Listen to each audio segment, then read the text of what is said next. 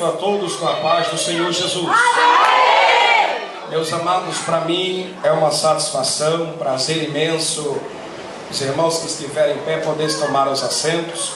Quero pedir só um pouquinho de retorno aqui, por favor. E eu quero externar toda a minha alegria, toda a minha gratidão a Deus, por tudo que Deus tem feito em nossa vida, por tudo que Deus tem proporcionado ao nosso ministério. Sou grato a Deus por essa oportunidade tão singular. Que Deus possa estar abençoando a todos que estão aqui presentes nessa igreja.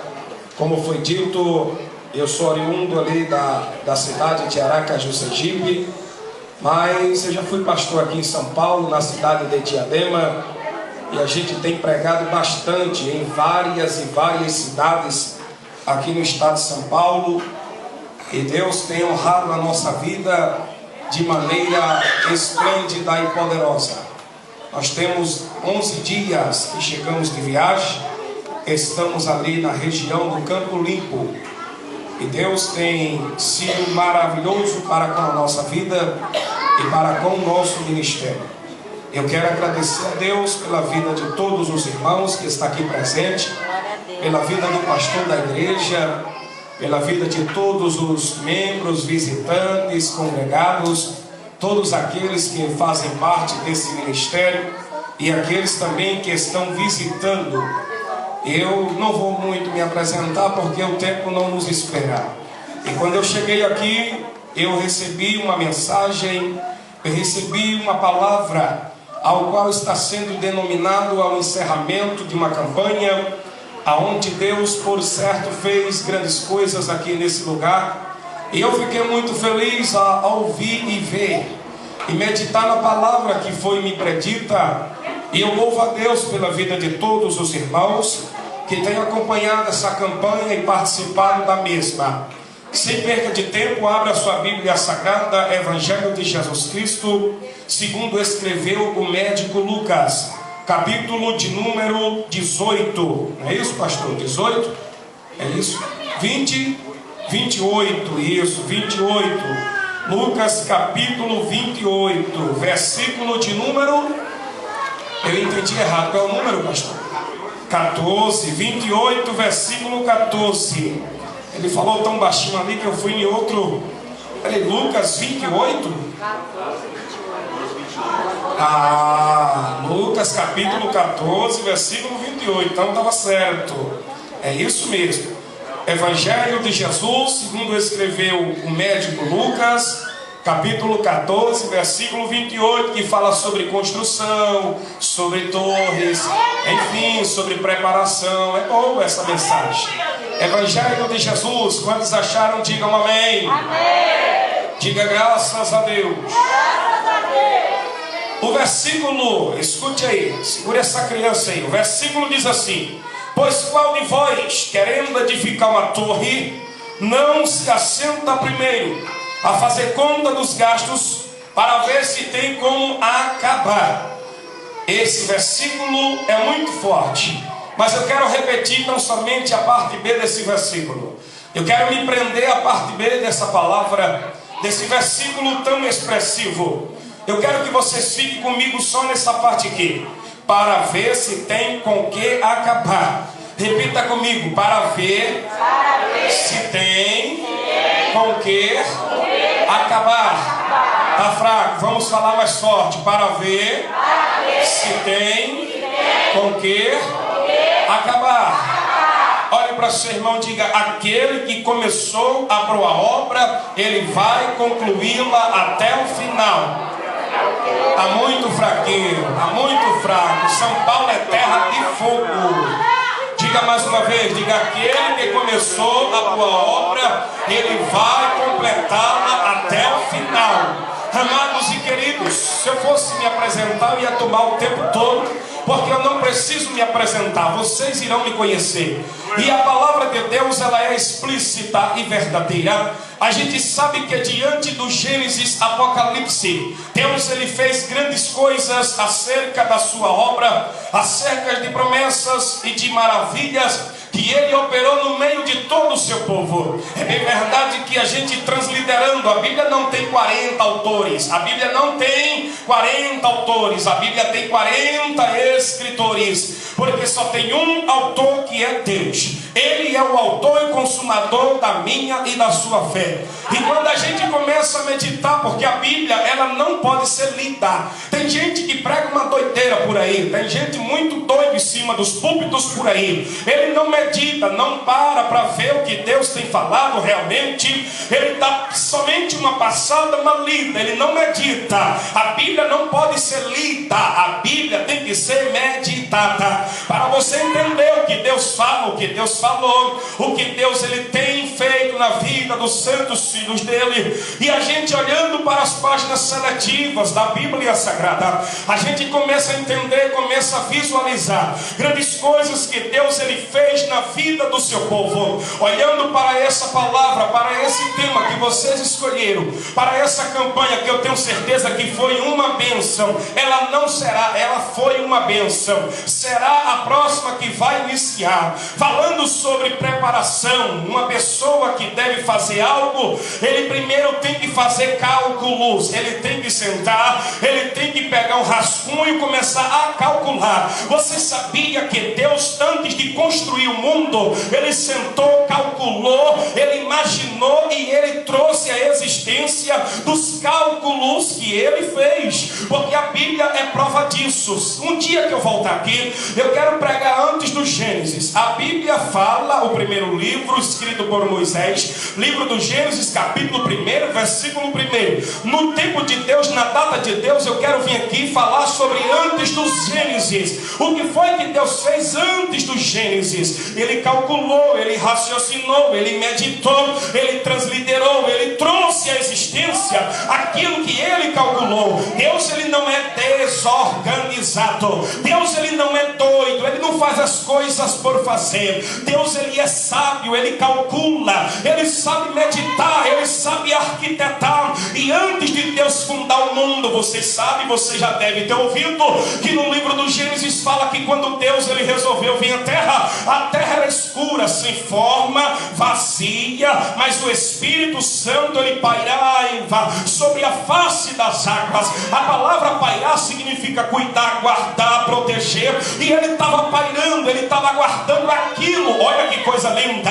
amado. Se eu tivesse tempo aqui, eu ia falar tudo aquilo que eu tenho para entregar nessa noite, mas eu vou resumir. Olha só que Deus, ele antes de fundar, o Espírito já cuidava, o Espírito já guardava, o Espírito estava pairando sobre a face das águas. Olhando para as Escrituras, a gente começando a imaginar, a gente vai ver que a terra era sem forma, a terra deveria ser feia, a terra deveria ser uma coisa caótica, uma coisa melancólica. E Deus ele achou graça na terra. Eu não sei o que ele viu, mas ele achou graça. E lá no céu, antes dele enviar Jesus, ele pensou, raciocinou, calculou e desceu. Quando ele desceu, ele precisava ver o que era que ele ia fazer. Você pode prestar atenção que um engenheiro, antes de começar qualquer obra, ele vai na terra, ele vai medir quantos metros tem, ele vai observar, ele vai contemplar se tem descida, se tem valado.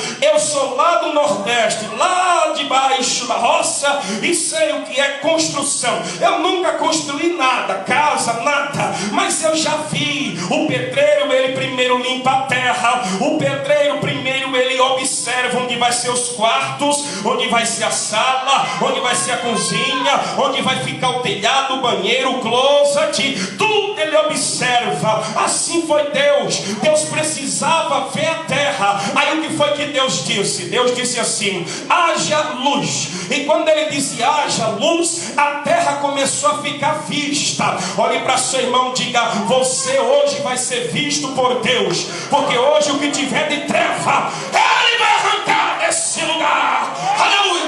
Eu estou sentindo a unção de Deus aqui neste lugar. E quando ele disse haja haja luz. Aí ele ficou triste, Deus ficou triste. Por que Deus ficou triste, pastor? Onde está isso? Se você é pregador, vá buscar, por gentileza. Deus ficou triste, ele ficou abatido, porque ele viu tudo desfeito, sem forma, sem beleza, vazio, sem espírito. O espírito não estava na terra, estava o quê? Pairando sobre a terra. Era assim que você chegou aqui. Deus, antes de te formar, ele calculou. Aonde ele calculou? Ele chamou Jesus, chamou o Espírito e disse assim: façamos-nos o homem a nossa imagem e a nossa semelhança. Aí quem sabe, não diz, nenhum livro diz. Eu tenho 37 Bíblias na minha casa e mais de 500 livros, e eu não vi Jesus dizendo isso. Isso é uma conjectura minha. Digamos que Jesus disse: Pai, como é que vai ser esse homem? Como é que vai ser essa mulher? Aí Deus disse: não se preocupe, eu vou criar um nariz. Ele vai ser moreninho, uns vai ser bem fofinho assim como eu, outros vai ser magrinho assim como esse aqui, mas eu vou fazer certinho. A minha obra eu vou concretizar, porque quando eu começo eu termino ela. Eu vou te amar pra boca pra adorar. Olha para o seu irmão, diga: o que Deus começou na tua vida, Ele vai terminar. Diga: nada vai impedir mais de Deus. Quem sabe Jesus disse: como será? E ele disse: fica tranquilo. O que foi que Deus fez? Deus, ele desceu do querubim, caminhou por a terra. A terra estava sem nenhuma plantação, sem nenhuma flor, nada, não tinha beleza, só estava luz. E Deus começou a caminhar. Quando Deus começou a caminhar, ele viu o que? Argila. Ele viu barro. Deus pegou as mãos, encravou no barro e começou a mexer, igual a criança, semelhante a criança. Quando ele foi mexendo, aí ele foi criando, criou uma cabeça, ele foi mexendo, criou um corpo. Tem uns que é até bonito, né? Um tórax com um bíceps bem bonito, bem ajustado. Aí foi porque Deus trabalhou melhor em você, certo? E Deus, ele foi lá, trabalhou, mexeu para lá, mexeu para cá e deixou uma estátua no chão, um boneco. Aí Deus começou a parar e calcular: o que é que eu vou fazer com isso aí? Isso aí precisa caminhar, isso aí precisa ter vida, isso aí precisa ter fôlego, precisa falar. Deus calculando na agenda de Deus. Quem sabe na sua agenda você não esperava receber um pregador, um pastor de Aracaju, mas eu disse que na agenda de Deus eu volto aqui, porque Deus, ele tem uma agenda para mim e para você. Se ainda não aconteceu, porque ele está calculando o que ele vai fazer no teu ministério. Se você acredita que o teu filho vai voltar, que o teu pai vai voltar, tua mãe vai ser crente, então levante a mão, abra a boca para adorar.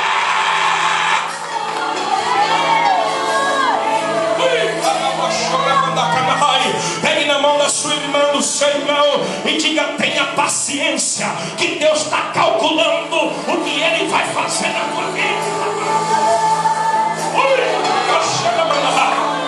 Pegue na mão da pessoa que está do seu lado, aperta bem forte, me dá retorno aqui. Pega na mão da pessoa, diga: Deus está calculando, diga: Deus está projetando, diga: Deus está arquitetando. Ei, eu sei que aqui tem gente que quer ser pregador, aqui tem gente que tem chamado para ser missionário, ainda não foi, é porque Deus está calculando como é que vai ser, aonde você vai viajar, aonde o país vai te receber. Deixa eu ver quem acredita nisso.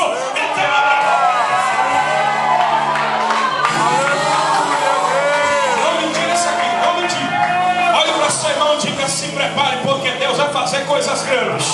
Diga: o que Deus vai fazer vai espantar esse bairro, vai espantar essa igreja. Quem sabe alguém pode até dizer: pastor, a igreja é pequena, não tem muito recurso, a igreja não é grande, não é uma megalópolis, não é uma igreja enorme. E daí? O cálculo de Deus é diferente do cálculo do homem. Quando Deus olha para você, ele calcula de uma forma, e a Bíblia é ressaltada para dizer isso. Livro do profeta messiânico, o profeta Isaías, está escrito no capítulo 55, versículo 8, diz assim: os meus pensamentos não é os teus pensamentos. pensamentos, os meus caminhos não são os teus caminhos. Quando Deus criou, deixa eu pular que eu estou olhando para o relógio. Quando Deus formou, aí Deus viu aquele boneco tão bonito. Até aí não tinha nome, até aí não tinha beleza, até aí ninguém era melhor do que ninguém, até aí não tinha arrogância, até aí não tinha presunção, até aí não tinha competição. Que é isso, pastor? Vou repetir: até ali não tinha competição. Eu prego mais, eu canto mais, eu faço mais, eu dou mais, eu faço mais. Na obra de Deus quem faz cálculo é Ele, não é você.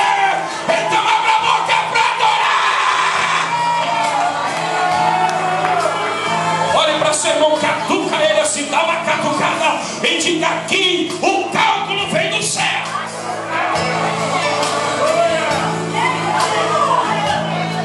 Obrigado. Olhe para seu irmão, diga que ninguém é melhor do que ninguém. Diga para ele. Diga: você pode dar R$1 milhão de dízimo, mas isso não interessa. O que Deus te prometeu vai cumprir. Se você acredita nisso, deixa eu ouvir barulho de adorador, rapaz.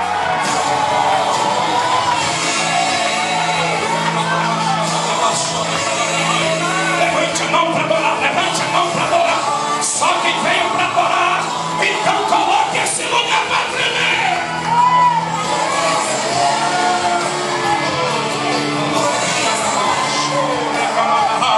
Olha para seu irmão, diga: o cálculo aqui é de Deus. É Deus quem faz cálculos. Olha para cá que eu vou ser rápido. Aí Deus formou, Deus deixou aquele boneco e Deus ficou, não diz o tempo, não diz a hora, não diz quantos minutos e nem anos. Porque 1 ano para Deus é como 1000 e 1000 é como 1. Mas Deus olhou assim, ficou lá pensando, olhou aquele boneco. Aí Deus disse: eu vou dar um sopro nele, para ver o que é que acontece. Aí Deus foi lá no nariz. Eu não sei se era assim grande igual o meu, se era assim bonitinho igual dessa moça, se era afinadinho assim. Eu não sei como foi, porque na obra de Deus ninguém é melhor nem mais bonito do que ninguém. Todo mundo é igual. A gente vem do barro e vai voltar tudo pro barro. Eu nunca vi ninguém morrer e a carne pro céu. Quem vai pro céu é espírito, mas o que Deus fez vai voltar para onde Ele construiu. Aí olha para cá o que Deus fez. Deus olhou para o boneco e fez assim, ó. Quando ele deu um sopro de vida, aí o boneco começou a se mexer, se levantou. Quando o boneco se levantou, Deus olhou para o boneco e disse: que coisa linda, é essa minha arquitetura, mas ainda não terminei. E Deus começou a olhar para o primeiro boneco sem nome, e Deus começou a calcular o que ia fazer com ele. O que era que Deus ia fazer com ele? Deus criou e disse: é lindo, maravilhoso, vou colocar o nome nele de Adão. Quando Deus colocou o nome nele de Adão, Deus sumiu. Adão ficou só. Aí Deus disse: agora eu vou criar, já que eu criei esse boneco, eu agora vou criar um jardim bem bonito para ele andar, para ele flutuar, navegar, desfrutar. Aí Deus começou a construir todas essas plantas que você conhece. Resumindo, não era isso que eu queria entregar aqui, mas quando Deus deixou tudo pronto, que Adão estava desfrutando de tudo que era bom, aí Deus começou a fazer promessa. No livro do Gênesis ele prometeu a Abrão. Abrão significa exaltadíssimo. No livro do Êxodo ele chamou Moisés e ele disse: Moisés, das águas eu tirado. No livro do nosso irmão Josué, ele chama Gideão, ele chama vários homens na Bíblia.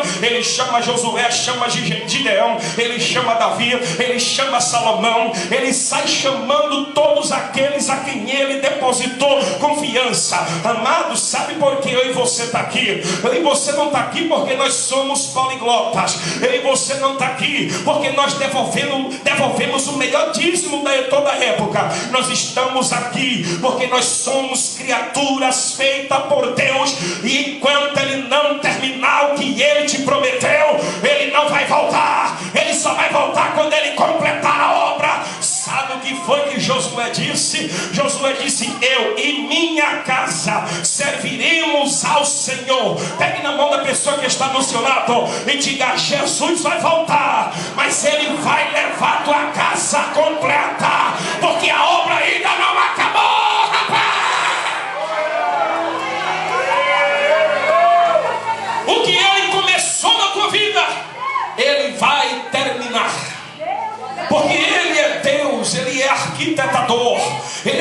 que faz as obras. Ele é o Deus que confunde o ser humano. Quer ver como ele confunde? Ele pegou uma mulher que era simples, humilde, colocou para morar em um palácio. E desse palácio, essa mulher, ela veio trazer libertação, trouxe vitória e unção para o seu povo que estava sendo oprimido. A Bíblia diz que Esther, ela assumiu o papel da rainha Vasti. Por que ela assumiu? Eu já vi pregador dizer que a rainha Vasti era irresponsável, uma mal esposa, que não prestava e que Deus arrancou porque tinha promessa na vida de Esther. Olha para cá, não. Esther, ela não foi para lá porque rainha Vasti não prestava. A rainha Vasti estava grávida do rei Artaxerxes. E quando o rei Assuero, ele deu uma festa de 180 dias, 6 meses de festa. A Bíblia diz que os copos eram de ouro, a taça era de ouro. Ele chamou pessoas influentes, importantes da época, para participar do banquete e queria se usurpar. Ele estava mostrando a sua grandeza e toda a sua glória. Aí ele chamou Bigtan e Zená, Arboná, que eram servos que andavam lado a lado, e disse: agora vá lá e chama minha esposa para ela sentar do meu lado, para todo mundo ver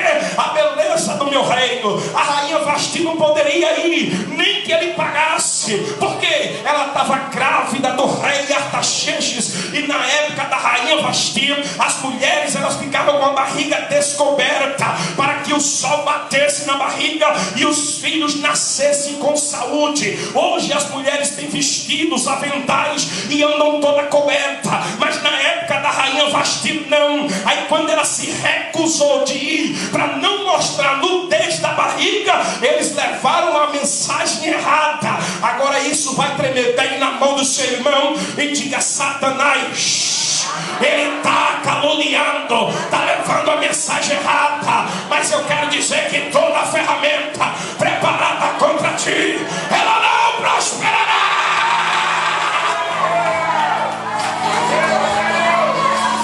Olhe para seu irmão, bate a mão no ombro dele e diga: toda ferramenta preparada contra ti, ela não prosperará. Eles levaram uma mensagem errada e disseram para o rei Assuero, ela se recusou. Não foi assim. Tem pessoas aqui que estão sendo mal interpretada. Deus vai mudar a tua história hoje, porque o cálculo que Deus fez, a tua história não é história de tristeza, história de derrota. Deus vai mudar a tua história. Levaram uma mensagem errada. E aí, além de levar a mensagem errada, eles deram um conselho errado. Eles disseram: separe-se dela. Ela não é digna de ser esposa do rei. E ele bêbado, porque o homem que bebe, eu era das drogas, eu vim da bagaceira. Eu tenho 35 anos de idade, conheço os 27 estados do Brasil e vários países pregando. Não sou filho de pastor. Meu pai morreu, tinha 4 anos de idade. Quem disse a você que Deus levanta rico? Quem disse a você que Deus só exalta filho de pastor? Quem disse a você que Deus só usa quem é filho de fazendeiro? Deus, ele usa o projeto que ele começou a calcular, que ainda não terminou. Levante a mão para a boca para adorar, rapaz. E eles levaram uma mensagem errada. E ele ouviu aquilo bêbado. Porque o homem bêbado, ele faz coisas sem pensar. Ele bêbado de tanto viu, aceitou. Ele tinha um anel semelhante aos que a gente usa, que não chega nem 1 milímetro, que quando ele assinasse, decretasse, ninguém voltava atrás na terra, só Deus. E aquele edito, decreto, foi assinado nas folhas de papiro. E eles dispensaram Esther, Vasti, mandaram embora. Quando eles mandaram embora, a bebida acabou. Ele se acordou. Cadê minha esposa? Olhe para seu irmão e diga, que é forte que eu vou falar aqui. Diga, cuidado para não tomar atitudes precipitadas e jogar fora um projeto de Deus. Diga, cuidado para não tomar atitudes precipitadas e tirar da sua vida aquilo que mais na frente vai ser futuro para você. Levante a mão para adorar.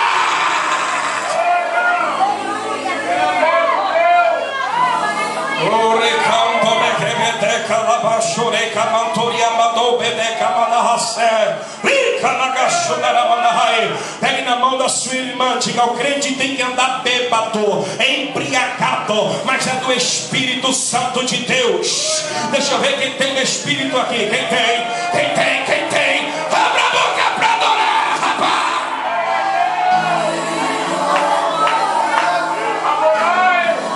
Embriagado no Espírito, a gente faz as coisas conscientes. E ele dispensou, se arrependeu, mas já era. Outros conselhos errados. Olhe para seu irmão e diga, cuidado com alguns conselhos que chegam até você, porque nem todos os conselhos vêm na direção de Deus. Eles deram outros conselhos. Procure jovens. Que eu não quero encerrar isso aqui para não, que eu quero voltar aqui. Eu gostei dessa igreja. Eu vim mais cedo. É porque eu não sou daqui. E o João, ele estava trabalhando e teve que vir às pressas para cá. Eu não sendo daqui, eu não vou fazer doidice. Mas outro dia que eu for convidado, eu chego cedo para ficar com vocês aqui 1 hora. Porque a Bíblia diz que as coisas de Deus é com o quê? Com ordem e com ordem. Claro, eu amo pregar a palavra de Deus. Uma das coisas que eu faço bem feito, é pregar o Evangelho. Tire carro de mim, tire casa, tire tudo, mas não me tire o púlpito. Olhe para seu irmão e diga, faça a obra de Deus com amor e bem feita. Porque quando Deus ele me chamou, ele fez cálculos. E esses cálculos que ele fez ainda não se concretizou.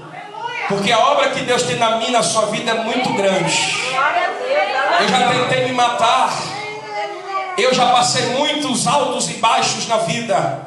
Já dirigi vários campos, não é igreja, campos. Mas eu já tive meus momentos de tribulações e de provações. E hoje Deus me deu a graça, eu tenho 34 temas de DVDs feitos e 2.500 temas gravados. Deus ele tem sido bom para com a minha vida, eu não tenho como pagar Deus pelo que ele já fez.